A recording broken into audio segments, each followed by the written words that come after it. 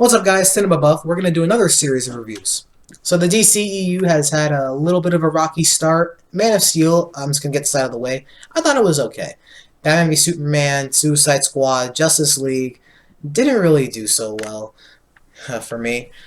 But Wonder Woman, Aquaman, and Shazam, they're great DCEU films. The DC seems to be taking a step in the right direction. Like they're taking more of a comedic and lighthearted approach, and that's what I like to see. So, Man of Steel is another Superman film starring Henry Cavill. And, it starts off how you would expect. In the beginning, Krypton's about to blow up, Superman is born, and Jor-El, or Superman's father, is trying to tell the council that, they need to evacuate the planet, try to preserve life as long as they can, or something like that. And, well, things don't go that well. Apparently there's an uprising led by a Kryptonian general known as General Zod. And the one who plays General Zod is called Michael Shannon. And his performance, it's really entertaining. Like, he's hamming it up so much. You can tell he's having fun, playing this character. There's a scene later in the movie that I want to mention. Apparently, Jor-El and Zod used to be close friends. They have the same view. Like, they realize Krypton is doomed, that the council, that, they're not going to do anything. Like, they don't have real solutions, but, Jor-El, he's not, going to kill them. Like, he's not evil like Zod. And, Jor-El escapes from Zod's grasp, and he tries to get this thing called the Codex. Now, apparently, on Krypton, babies are created, not necessarily born. I feel like I'm getting Matrix flashbacks. I can't tell why. So apparently the Codex contains the genetic code for Kryptonians. And, that's what allows these children to be created. And apparently Kal-El, or Superman, is Krypton's first natural birth in years. And when Zod finds out about this, he thinks that's heresy. Like, you're a traitor to Krypton. And, the whole story. Superman gets sent on an escape pod to Earth, where he'll eventually get powers because of Earth's yellow sun. Zod tries stopping it, but, he gets mad because he failed to do so, and he kills Superman's father. Well, unfortunate for him, he gets arrested, and he's sent to the Phantom Zone. But before that, he makes a threat to Superman's mother, and this scene was just hilarious to me. I will find him! So they're sent to the Phantom Zone on this thing called the... I don't know what it's called. I'm just going to call it the Phantom Transport, or the PT, if you will.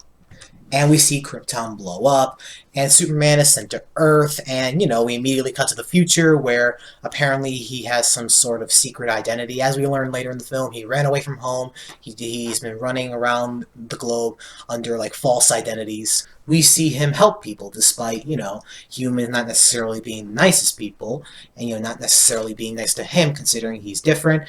And, we see evidence of that through flashbacks, like, as a kid, and I really like this scene. Like, as a kid, he's discovering his powers for the first time. Like, he has X-ray vision, he sees through the teacher's skin, he sees her muscles, her skeleton, and it's creepy. Like, that obviously scares him, and he hides in the closet.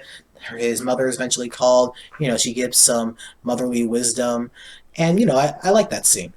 And, we see more flashbacks when, there's one time where he's on a school bus, he's dealing with a school bully, but apparently the bus accidentally crashes into a river, and he saves all the people, including the bully, showing that Superman, is not really that petty. And, eventually the bully in the future actually likes Superman. Like, in Batman v Superman, the bully attends his funeral. That's nice to see. So, when Superman crash landed, he ended up with the Kent family, being raised on the Kent farm in Smallville. And, we see in the flashback that the bully told his mother about what happened. The mother's concerned, like, how was Clark Kent able to do this? And, Clark is upset. The dad, Pa Kent, he's, like, concerned. Like, you shouldn't have done that. You could have revealed yourself. And Superman, he says, what was I supposed to do? Just let them die? And that leads to one of the controversial scenes in the movie. Pa Kent, he replies, maybe. And I'm like, really? Like, he should have let those kids die just to preserve his identity. I know you care about him and all that, but come on. You're suggesting that he possibly should have just let those kids die? Come on, man. So Pa Kent decides to explain to Clark, why he's like this, why he has all these powers. So he takes him into the attic in the barn and shows him the pod that he came in, along with a key that was also inside. And, he explains that this element is not on the periodic table. It's from another world. basically by extent, you're from another world, Clark. There's some nice father-son moments between Clark and his dad, his new dad, Pa Kent. And I really like that. The movie does that very well. We go back to present day and we see Clark is working at this bar. These men are sexually harassing this woman. And, Clark decides to defend her. And, this asshole decides, no, you know what? Like, I'm going to spill my drink all over your face. And, Superman decides to quit that job. And, the asshole decides to throw a beer can at Superman, and, that obviously pisses him off. So we get to see Lois Lane, played by Amy Adams, and apparently, she's a reporter for the Daily Planet, and she's trying to figure out, apparently there's this massive object within the glaciers, and it's been there for, millions of years. What exactly is it? And apparently we also see Clark Kent disguised as a worker there. Lois Lane decides to take a picture of the glacier with the object inside, and she sees that there's a man climbing the glacier, trying to see what it is, and so she decides to follow him. Superman goes inside and, puts the little key that was in his pod inside, and now he has control of the ship, and something else is revealed later in the movie. We see Lois Lane get attacked by the security system. Superman saves her, and, he flies the ship away, and, she's safely on the ground and rescued by the people on site. And then she tries finding out who this mystery person is. What's his name? What's his backstory? Who is the mystery man that saved my life? And she reports this story to Perry White, the boss of the Daily Planet, played by Lawrence Fishburne.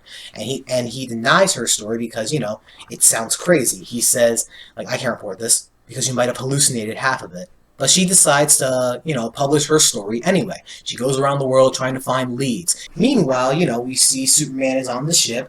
He sees that there are unborn children from Krypton on it. Apparently, his dad, Jor-El, put his consciousness into the key before he died.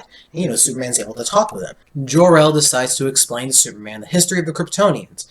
And apparently, Krypton had a very harsh environment that they tried to find new worlds to settle upon. They established outposts throughout many planets, many galaxies, and, they had these devices called world engines that would, change the environment to suit their needs. And, many Kryptonians were on many ships called scout ships, like the one that Superman just flew. And, eventually they decided to stop going to other planets and settle on one planet, which, is Krypton. And Jor-El explained, the artificial Kryptonians. All Kryptonians were conceived in chambers such as this. Every child was designed to fulfill a predetermined role in our society. As a worker, a warrior, a leader, and so on. What if a child dreamed of becoming something other than what society had intended for him or her? Krypton's first natural birth in centuries. That's why we risked so much to save you. Eventually, he decides to reveal the suit and how the symbol is not actually an S, but it stands for the House of El, which means hope. And, we hear Hans Zimmer's amazing Superman score. Superman decides to test out his powers, push his limits. He's flying, crushing, mountains and such. And, it's a really fun scene. So we see Lois Lane still investigating, and eventually that leads her to the bully. Well, former bully. He became a friend, as I said earlier, and apparently he works at IHOP. And he explains how he lived on the Kent farm. And we see Ma Kent, and, she tells Lois that Pa Kent died, or Jonathan Kent, he's at this graveyard, and Superman decides to show up and explain his story to Lois. We cut to another flashback, and, Clark's he's angry with his dad about, staying on the farm, not being able to do anything with these powers, saying, you're not my dad. I don't even know why I'm talking to you, or something like that. Pa Kent says something that makes Superman feel guilty, and, that leads to this tornado coming in. Cars are being sucked in, people are dying, but, Jonathan Kent and Clark, they're trying to get people to safety. And Pa Kent tries getting his dog out of the car, but he gets his leg broken as a result of a car falling on top of him. And, Clark is going to try to save his dad, but, Pa is so concerned about, what people will think of him if he's revealed, if people will judge him or not. And he tells Clark, no, it's fine. And, he smiles at his son as he's about to die, and Clark feels deeply upset, and we cut back to present day. Lois decides not to publish her story anymore, out of respect for Clark. And, Clark decides to move back in with Ma Kent.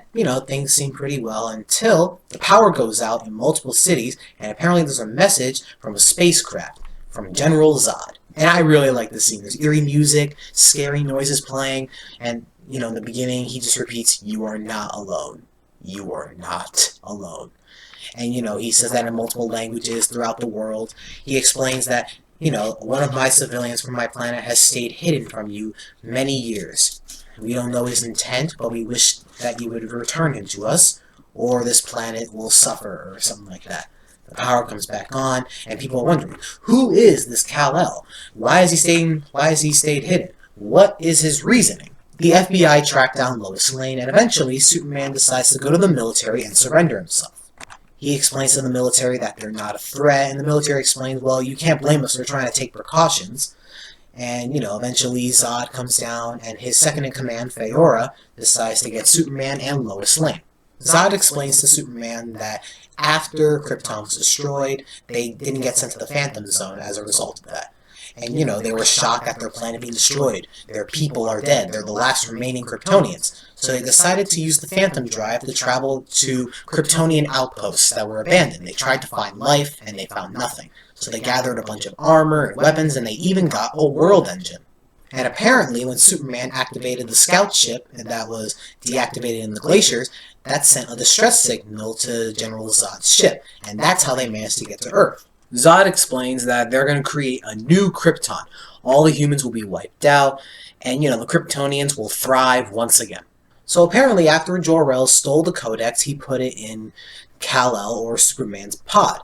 And Zod needs the Codex in order to accomplish his goal. And so he asks Superman where it is, and, he's not complying. Eventually, with the help of Jor-El's consciousness, Superman and Lois manage to escape Zod's ship. Eventually, Zod's crew lands on Earth. They realize that the Codex is on the Kent farm. They hold Martha Kent by the neck and force her to tell them where the pod is. But they realize that the Codex is gone. And, she won't tell them where it is. They destroy her house. And Superman obviously gets angry and punches Zod. And that leads to this big action scene with Superman versus two Kryptonians who are learning their new powers, along with the military trying to shoot down these enemy Kryptonians. And it's really fun. I really love this fight. Zod's crew, leaves the fight. They go back into their Phantom transport, and they realize that the Codex wasn't in the pod because it's actually in Superman. Jor-El took the Codex so that way, on the journey to Earth, Kal-El can stay alive. The DNA of the last remaining Kryptonians are in Superman, and they don't need him alive to extract the DNA from him. And so that leads to them deciding to use the World Engine on Earth. The military realizes that Superman is not the enemy, and he decides to go and help his mother. Apparently, while Superman and Lois were on Zod's ship, Jor-El's consciousness told Lois everything that she needs to know, how to stop them. So Zod's crew puts the Phantom transport in Metropolis and the World Engine in the Indian Ocean. And, it's messing up Earth's gravity, increasing the mass, messing with the atmosphere, so that way it suits Kryptonians. So apparently, Superman's pod is powered by a Phantom Drive. He says that it bends space. If they decide to drop it on the Phantom transport, it'll explode and it'll stop it from creating a new Krypton. Millions of people are dying in Metropolis. We see Perry White, trying to help his fellow co-workers escape. It's really tense. We see that the military's fighting back. Some of them are dying. Feora's fighting some military guys, and it's really awesome. We see Zod on the scout ship, and he erases Jor-El's consciousness from the ship, and he tries shooting down the jets before they can land Superman's pod into the Phantom transport. And, eventually Superman stops him, and I really love this moment. Like, Zod begs Superman not to destroy the ship. This is the last hope for Krypton. You see the desperation in Zod's eyes.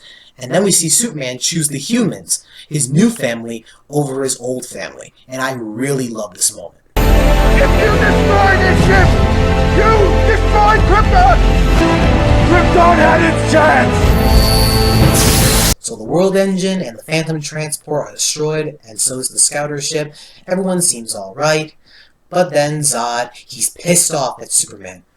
I really like Zod's motivation in this movie. It's really interesting. Like, he explains how he was bred. He was created just for one purpose, to protect his people. Now he has no people. He has no purpose left. I exist only to protect Krypton.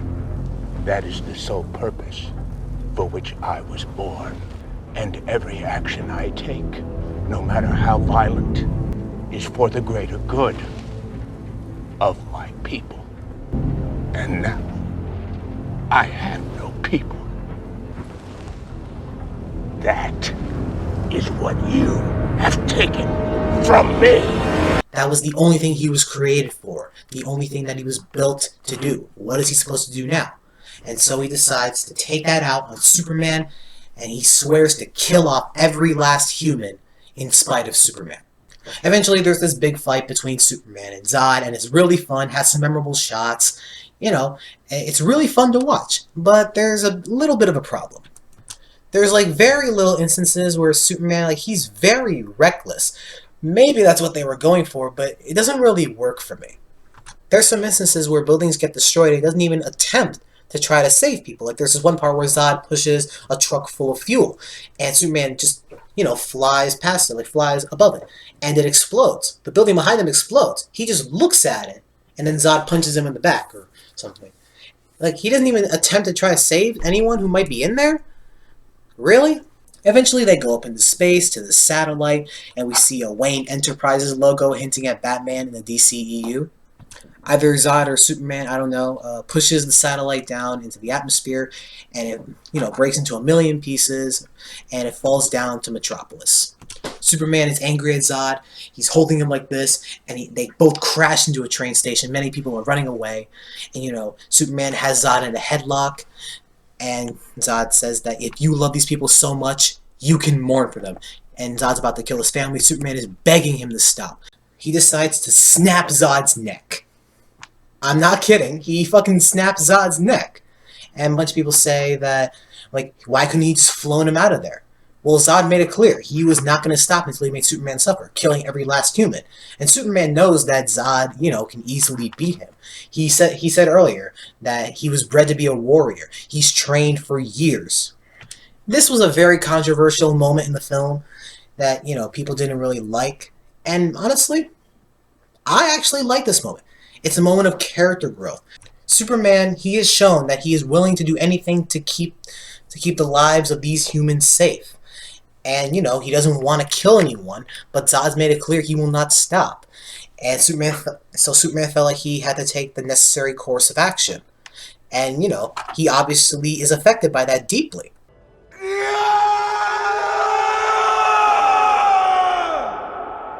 Especially when he had to do it to one of his own kind. Someone who was literally just programmed to do what the Kryptonians wanted him to do. I didn't really mind it. I thought this was actually a pretty good moment. But there are two things that kind of bug me about this moment. It doesn't really affect my enjoyment of the film. They're merely nitpicks. But it still kind of bugged me. For one, Lois Lane. So we see her comforting Clark after he screamed, about having to kill Zod, and it's a sweet moment. But how did she get there? Earlier we saw her in the city, near all these destroyed buildings, in a wasteland. How did she get to the train station so fast? And another thing is that they kind of brush over the fact that he killed a man. You don't easily recover from that. And they never established in the film. Has it been a few days since he snapped Zod's neck? Has it been maybe 2 weeks? They never established that. Did Lois comfort him during those days? Did Martha do that? Again, they don't establish that. They make a joke about how he's hot, how this military lady is attracted to him. But again, it doesn't really affect my viewing experience of this film. It's a nitpick. It doesn't really matter.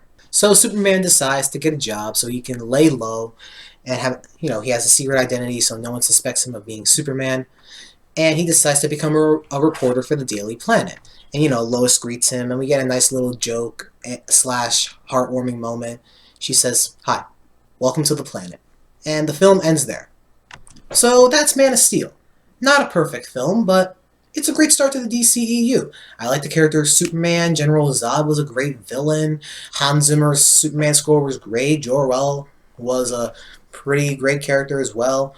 And, Krypton being destroyed, we've seen that many times. It kind of got old, but I didn't really mind it this time. The score was great. The introduction to Zod was pretty cool and menacing. And, there are some comedic moments here and there.